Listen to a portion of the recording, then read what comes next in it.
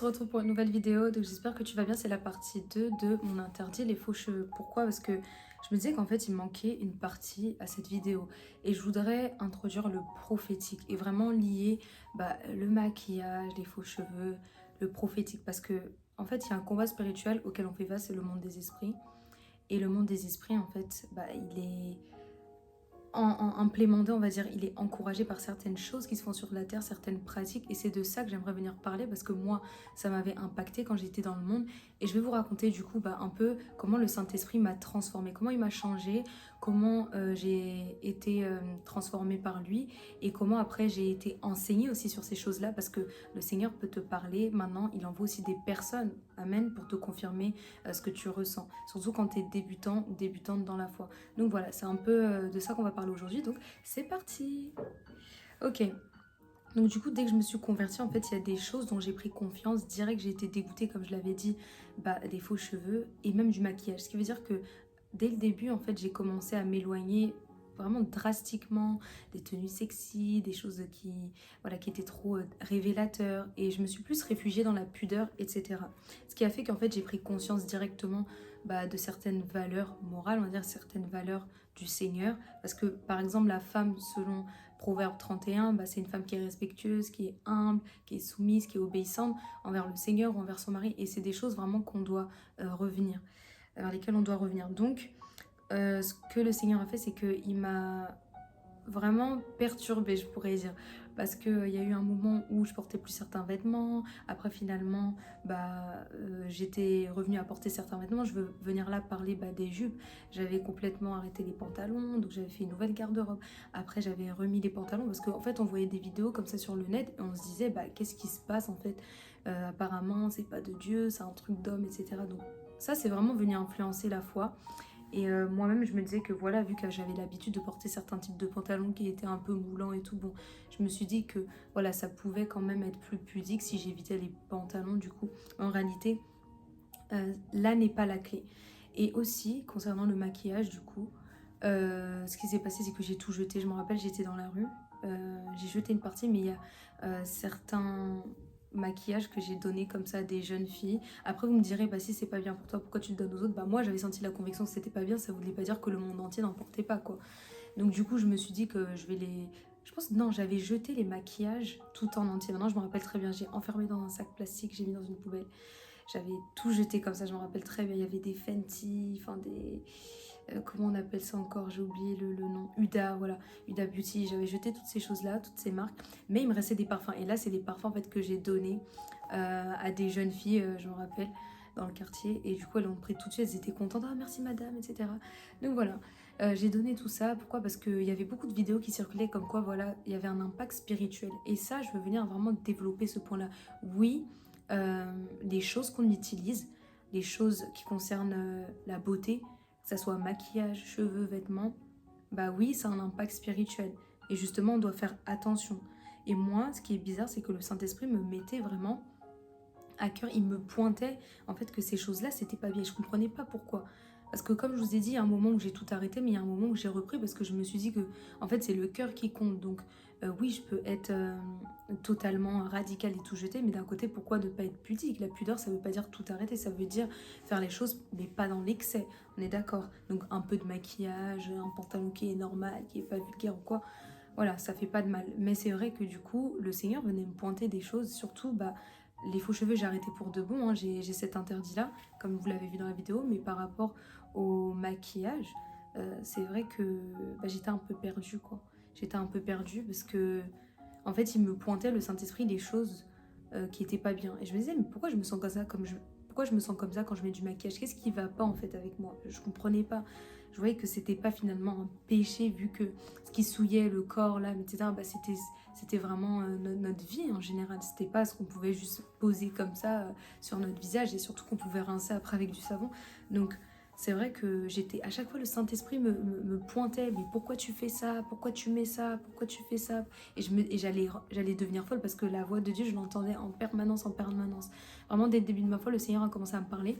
Et c'était vraiment impressionnant comment il avait des choses à dire. Et jusqu'à, j'arrivais pas à dormir. Genre, me réveillait pour que je puisse écrire, etc. Après, c'est devenu différent. Maintenant, ça fait partie de mon quotidien. Donc, je me suis habituée. Mais au début, c'était boum, comme ça. Et donc du coup, le Seigneur à chaque fois revenait sur ce point-là du maquillage. Donc à chaque fois que je le touchais, je le regardais un peu soit comme le diable. Je me disais, mais c'est quoi en fait cette histoire-là de maquillage? Enfin, qui dit la vérité? Parce que d'un côté, ceux qui racontent ça, on a l'impression qu'ils sont dans la condamnation. Et ceux qui en mettent, des fois, ils sont dans l'excès aussi. Ils disent qu'on est dans la grâce. Donc du coup, bah, ça devient un peu du Jézabel, quoi. Donc moi j'étais entre les deux et je me disais bah qu'est-ce que je fais en fait, un coup je les jette, après je les rachète, un coup je jette, un coup je rachète, je comprends pas s'il faut que je sois pudique, donc minimaliste, ou s'il faut que carrément j'arrête. Et là qu'est-ce que je suis venue comprendre, qu'est-ce qu'un prophète est venu m'enseigner. En fait il est venu me dire que tu as des talents en toi, la puissance du Seigneur elle te suit, et si tu veux atteindre une certaine dimension en fait avec lui par son esprit, bah il y a des choses à faire, à ne pas faire. Et en fait cette voix que j'entendais, bah quelques années après, cet homme de Dieu qui était venu me parler et me dire bah voilà, il y a des choses que tu peux faire, que tu peux pas faire. Et là, je me suis dit encore un autre, un autre tour en fait pour jeter en fait les choses que j'avais. Mais c'est pas exactement ça. Mais il faut comprendre la subtilité en fait. Donc, on parle aussi d'interdit, au-delà des choses qu'on peut toucher et ne pas toucher. Mais l'esprit, en fait, il enseigne, ce qui veut dire que tu peux demander au Saint-Esprit ce que tu dois faire et ce que tu ne dois pas faire. C'est très important. Et quand je me maquillais au début de ma foi, c'est clair que j'étais troublée, quoi. Et il m'a aussi dit, voilà, t'es chantre, et le prophétique, ben, en fait, ça habite en toi. Et ceux qui sont appelés comme toi, par le Seigneur, bah, ils ont une dimension qu'ils doivent atteindre. Et il y a beaucoup de choses à faire, à ne pas faire, pas parce que c'est mauvais, mais parce que ton alliance, en fait, ne te permet pas de toucher à ces choses. Voilà, et surtout pour les personnes bah, que le prophétique habite en elles, les gens qui sont appelés à être prophètes ou prophétesses. Voilà. Vraiment, c'est important de se mettre à part. Et la mise à part, c'est pas juste je fuis l'impudicité. C'est vraiment aussi ton apparence physique. Puisque, comme je l'avais dit avant, moi, en fait, là où le diable me piégeait, c'était dans l'apparence, dans le m'as-tu vu. Mais il faut savoir qu'il y a un monde derrière ces maquillages. Et c'est là où j'y viens. Euh, il y a des choses qui nous éloignent de la volonté de Dieu, en fait. Et il y a des esprits qui sont invoqués dans le maquillage, dans les cheveux, en fait. Ça donne la luxure, ça fait que ça provoque la séduction. Comme je l'avais dit dans l'autre vidéo, moi, je voulais séduire avant quand je portais du maquillage. Pas forcément, quand on dit séduire, c'est pas forcément, voilà, attraper tous les hommes du monde, hein. Non, mais c'est séduire dans la manière d'être. Voilà, c'est pas avoir 10 000 copains, non, je parle pas de ça. Donc du coup, il me disait que bah, c'est mauvais, les mèches, etc. Parce que c'est un monde spirituel derrière. Et les enfants de Dieu, en fait, bah, quand on met ça, ça a une influence. Vous voyez bien que quand il y a des gens, des femmes, elles se maquillent, etc., mettent des choses sur elles, elles se sentent directement plus... Il y a comme une sorte de fierté. Et ça me rappelle vraiment un verset de la parole qui dit que bah, les filles de Sion, elles ont le cou... en l'air, la tête levée, elles ont des bracelets à leurs pieds qui sonnent, qui font du bruit, elles marchent d'une certaine manière, etc. Et on peut même mettre les talons là-dedans, ça vient changer la démarche. Donc en fait, il y a plein de choses spirituelles qui peuvent t'impacter négativement. En fait, si tu connais pas la profondeur des choses, n'y va pas. Ne t'engage pas à faire comme tout le monde, à dire que bah voilà, tout le monde fait ça, donc je vais le faire, ou comme les autres font, et bah même si moi, ça n'a pas l'air de me correspondre, bah je fais quand même. Parce que non, tu peux arriver à pécher contre Dieu, en fait. Donc il disait qu'il y a des esprits qui sont invoqués justement dans ces choses-là. Et quand tu as le prophétique, bah, il y a des choses, Dieu va te dire, bah, tu les fais pas en fait. Et c'est pour ça la voix du Seigneur, elle était comme ça récurrente. Et j'ai eu de la chance que bah, le Seigneur me parlait du coup, parce que avant que ce prophète arrive pour me dire ces choses-là, pour m'enseigner, bah, j'avais déjà compris en moi, j'avais la conviction que non, ces choses-là, c'était pas pour moi en fait. De toutes les façons, depuis que j'avais euh, quitté le monde, même quand je me maquillais, c'était pas beaucoup, mais c'était le pas beaucoup en fait, que je savais pas s'il fallait que j'arrête ou pas. Et c'est dans ce sens-là que le Seigneur voulait, même pendant un moment, que je fasse une pause. J'avais compris ça, que c'est au début de ma foi, ce que le Seigneur voulait, c'est que je fasse une pause au niveau de ça. Et ensuite, bah, c'est juste une question en fait de modestie, hein, de pudeur. Donc, il me disait aussi que cette dimension, voilà, ça nous appelle à rejeter certaines choses. Il faut comprendre comment fonctionnent les dons. Trop souvent, on croit que voilà, avoir l'onction, c'est facile et tout. Non, déjà, il y a une vie de combat. Mais si maintenant, dans ta vie de combat, tu n'arrives pas à respecter ce que le Seigneur te dit, tu vas être encore plus dans la sauce. Voilà, tu vas être encore plus, comment dire, embêté. Voilà, parce qu'il disait qu'il y a des choses qui t'envoient en enfer, il y a des choses qui nous éloignent de la volonté du Seigneur. Et que tu peux chanter, prier, et ça on le sait, mais le Seigneur en fait, bah, il te connaît plus, il est plus avec toi en fait. Parce que tu vis dans la désobéissance. Et la désobéissance, le Seigneur dit que c'est pareil à la divination. Vous vous rendez compte, c'est pareil que la sorcellerie. Donc ça veut dire qu'on doit vraiment s'attendre au Seigneur et se laisser attirer par les choses saintes et non les choses malsaines ou les choses qui nous amènent vers la voie du mal. Donc il disait que voilà, ces choses-là avaient une influence sur nous et que ça vient polluer, en fait, ça souille la personne que tu es, dans le sens où tu vas pas être 100% pur pour le Seigneur. Parce que si le maquillage a ce pouvoir d'attirer même des hommes, peut-être qui n'auraient pas été intéressés par toi, ça a le pouvoir de séduire, ça te rend fière, ça te rend en fait finalement insoumise ou rebelle. En fait, vous pouvez voir hein, sur les réseaux sociaux, sur Instagram, dès que les gens se maquillent, ils se sentent fraîches et tout, ils se sentent vraiment... euh, ils ont une attitude, ça vient avec une attitude, et c'est cette attitude-là en fait que le Seigneur condamne. On ne doit pas se sentir supérieur ou quoi, ça ne doit pas venir relever notre ego, on ne doit pas s'enorgueillir en fait. Et quand il y a ça justement qui est semé dans le cœur, c'est là où c'est difficile parce que justement, on est perdu avec l'orgueil. Voilà, justement. Donc ça ne doit pas faire partie du caractère de la femme selon le cœur de Dieu, Proverbe 31. Donc c'est pour faire sortir les femmes, il disait pour les faire entrer dans la désobéissance, et qui veut dire rébellion, esclavage, s'il y a un excès. Voilà, et je veux bien appuyer sur ce point, c'est quand il y a de l'excès. Le fait de mettre de l'anti-cerne, il y a rien de vouloir séduire quelqu'un. Mais quand tu vois que la personne, H24, elle peut même pas sortir sans, ou ça passe avant Dieu, ou même elle a ce pouvoir de séduction du coup qui ressort, cet orgueil... voilà, ça devient trop en fait, ou même t'es obligé pendant le culte d'aller te refaire une beauté. Non, en fait, il faut que ça puisse, le maquillage que tu mets, ça puisse quand même te garder dans la présence de Dieu. Tu dois jamais faire d'excès, peu importe ce que tu fais, tu dois pas être dans l'excès en fait. Mais concernant le maquillage, il faut savoir que ça a un impact et tu dois faire ce que le Seigneur te dit de faire. Moi, je sais qu'il y a des choses, des techniques de maquillage ou des choses que je ne fais pas. Voilà, et si je dois vraiment me maquiller, c'est vraiment pour des occasions. Donc d'ailleurs, c'est pas sur toutes les vidéos YouTube que je suis vraiment pomponnée ou quoi, non. Là, j'ai mis un peu de blush, voilà, de fard à joues, on va dire. Mais ça même, ça me dérange dans le sens où c'est pas un truc que je me vois faire tout le temps. Donc ça veut dire que c'est le maximum que je peux faire, quoi. Mais les histoires de fond de teint, de contour et tout, je suis pas là-dedans. Parce que le Seigneur m'a pas permis en fait de faire ça et du coup je n'aime pas ces choses. Il faut vraiment demander au Seigneur en fait de t'enlever l'amour pour les choses qui sont malsaines. Parce que ça va venir bloquer ton prophétique. Tu peux dire mais pourquoi j'avance pas? Pourquoi en fait j'ai pas de révélation? Pourquoi j'arrive pas à faire ceci, cela? En fait t'es pas complètement consacré. Il y a quelque chose qui fait barrage, il y a quelque chose qui te bloque. Et ça justement le Seigneur il veut t'en délivrer. Donc voilà, c'était un peu le témoignage sur le maquillage. Maintenant, sur les faux cheveux, j'avais fait déjà une vidéo. Mais ce que je pourrais rajouter, c'est que vraiment, il y a des esprits cachés derrière. Et quand vous voyez qu'il y a des cheveux qui sont invoqués par des dieux, etc., on invoque des dieux sur ses cheveux, ça peut pas glorifier le Seigneur, en fait. Ça peut pas glorifier le Seigneur. Pour moi, que quelqu'un soit prophétique ou pas, Dieu nous a donné une couronne. Et je pense qu'il faut pas mettre ce genre de choses sur nos cheveux parce que c'est cacher la gloire de Dieu, la couronne de Dieu. Maintenant, libre à chacun, parce que Dieu seul sait que les enfants de Dieu, on peut leur prêcher, mais ils sont désobéissants. Voilà, et c'est vrai que moi, avec le maquillage, j'avais du mal en fait. J'avais du mal, je me disais que pourquoi même le peu que je mets, parce que je suis pas une grande fille de make-up non plus, pourquoi le peu que je fais, ça dérange le Saint-Esprit. Qu'est-ce qui se passe en fait? Dieu est contre moi, etc. Mais non, en fait, il faut savoir que il y a des choses beaucoup plus importantes que l'apparence. Il y a des choses beaucoup plus importantes qui vont t'amener beaucoup plus loin. Tu peux voir que tu te dépouilles de certaines choses et en fait, ça t'ouvre des portes. Et j'utilise le mot dépouillement, ça fait penser justement aux personnes qui sont à fond dans cet évangile de dépouillement. On appelle même plus ça évangile de Christ, mais c'est le dépouillement. Ça s'appelle le dépouillement. Et c'est des personnes du coup qui sont en jupe, en robe, sans maquillage, sans parfum, même des fois sans rien, quoi. Voilà. Mais il y a des niveaux extrêmes aussi. Maintenant, si Dieu a convaincu à quelqu'un d'être comme ça, gloire à Dieu. Voilà, chacun vit sa marche avec Dieu, connaît sa consécration, son appel. Mais ce que je sais, c'est qu'il faut rester dans la pudeur. Il ne faut pas être dans la saleté. C'est pas parce qu'on est en crise qu'on doit être dans la saleté. Ça, je ne comprends pas. Mais par contre, s'il y a certains qui veulent être un peu plus drastiques, libre à eux.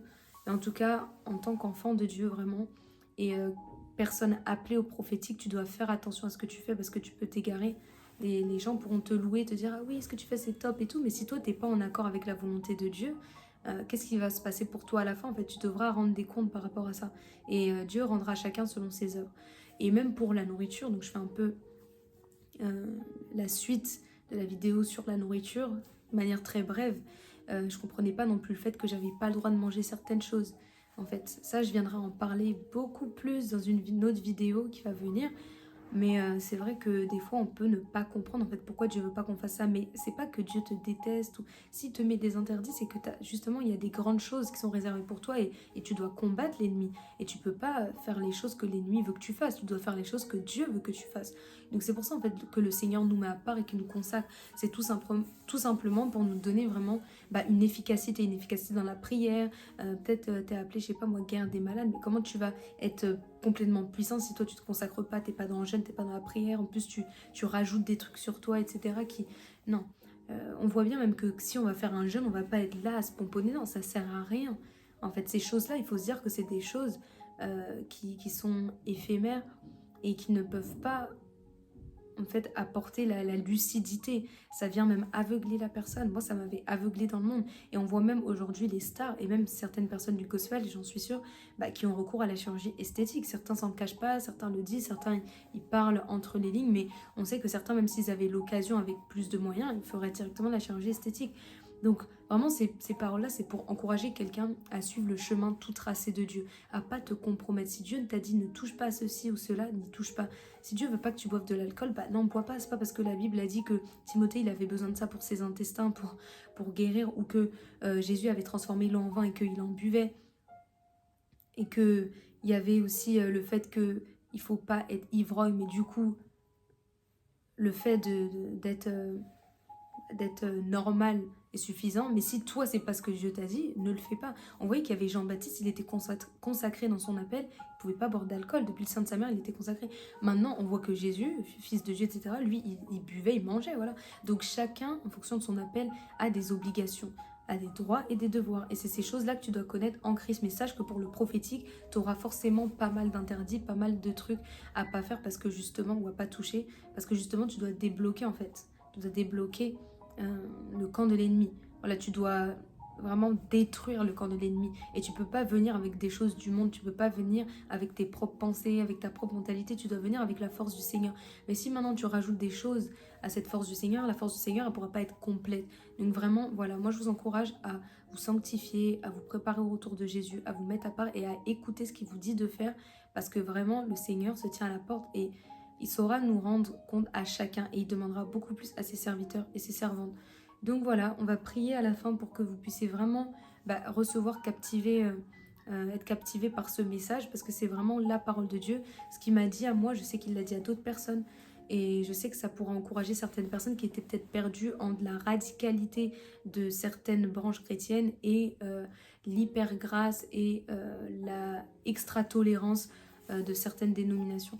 Donc Saint-Esprit, je te remercie parce que tu nous as toujours révélé ta parole, tu nous fais marcher dans la révélation, Seigneur, et je prie que tu puisses nous permettre de vivre ta gloire, Seigneur. Mais il n'y a pas de gloire sans sacrifice, il n'y a pas de gloire, Seigneur, sans payer le prix. Et je prie que tu puisses nous aider à aller dans cette direction, qu'on puisse se soumettre à toi, Seigneur, qu'on puisse pas faire les choses dans l'excès, mais qu'on reste pudique, Seigneur, afin que nous ne soyons pas vus, mais que toi seul sois vu, Seigneur. Que toute la gloire, Seigneur, descende sur nous. Une gloire qui est pure, qui est sainte, qu'on arrive à respecter et qu'on puisse porter des fruits, Seigneur, que tous nos talents qui ont été investis en nous puissent grandir et qu'ils ne cessent de grandir, que rien ne puisse bloquer, Seigneur, ce qui veut se lever contre nous, que rien ne puisse nous enlever notre paix, que rien ne puisse nous éloigner du Seigneur, que le Saint-Esprit continue à nous enseigner, nous rappeler toutes choses comme il est écrit dans ta parole, parce qu'il est aussi un consolateur et ce qu'il sait retirer, il peut aussi le changer, le transformer et redonner de la lumière et multiplier en fait ce qui avait été enlevé. Peut-être que tu te dis voilà c'est dur, je dois plus faire ceci ou cela, mais en fait le Saint-Esprit, il est en train de te corriger, te mettre sur le droit chemin et de te montrer qu'il est fidèle. Et quand tu vas vraiment te consacrer jusqu'à obéir, c'est là qu'il va agir. Donc à une personne, peut-être le Seigneur t'a dit porte plus des pantalons parce que toi, peut-être dans le monde, ça te causait certains problèmes. Ou porte pas des jupes, porte pas des robes, je ne sais pas, ou porte pas de faux cheveux, porte pas de maquillage, ou ne sois pas dans l'excès, ne danse pas comme ceci ou comme cela. Voilà, peu importe ce que le Seigneur t'a dit, mais obéis-le, écoute-le, parce que je suis passée par là et je sais que ce qu'il a fait pour moi, il peut le faire pour toi. Il te garantit le paradis, mais obéis. En fait, tout ce que tu peux lui donner, c'est ton cœur par reconnaissance. Il est mort à la croix pour pardonner tes péchés. Dis-toi que quand quelqu'un, un frère ou une sœur ou un inconnu te fait du mal, le Seigneur, il sait par quoi t'es passé parce qu'il a vécu pire. En fait, il était innocent, il a été craché, fouetté. crucifié, on a mis des épines dans sa tête, il a été insulté jusqu'à la mort, jusqu'à ce que, même quand il était crucifié, il y avait un bandit qui se moquait de lui, il a été moqué. Donc je prie vraiment que la douleur que tu peux avoir, que tu as pu connaître au travers de quelqu'un sur cette terre, que ça te fasse comprendre qu'en fait le Seigneur est passé au-delà. Il est passé au-delà pour toi, pour que tu souffres plus. Et si lui, il a reçu des clous dans ses mains et dans ses pieds, c'est pour que toi, tu reçoives la vie. Alors reçois la vie de manière pleine, pas de manière à moitié, pas de manière limitée, mais de manière illimitée. Au nom de Jésus, j'ai ainsi prié et je vous remets entre les mains du Seigneur. Je prie que vraiment vous puissiez vous abandonner à Dieu et pouvoir faire, que vous puissiez faire sa volonté. On se retrouve dans une autre vidéo. Bye!